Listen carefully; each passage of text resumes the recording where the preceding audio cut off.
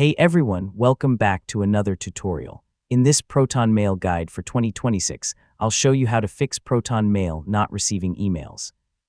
Whether you're missing important messages, not receiving verification codes, or noticing that new emails aren't appearing in your inbox, there are several troubleshooting steps you can try to resolve the issue.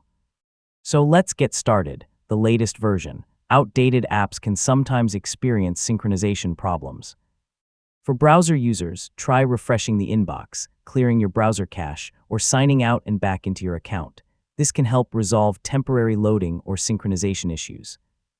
Once the issue is resolved, continue monitoring your inbox and test incoming emails periodically to confirm that messages are being delivered correctly. And that's how to fix Proton Mail not receiving emails. By checking folders, filters, storage limits, account settings, and delivery configurations, you can solve most email reception problems and restore normal mail delivery. Thanks for watching, and I'll see you in the next tutorial.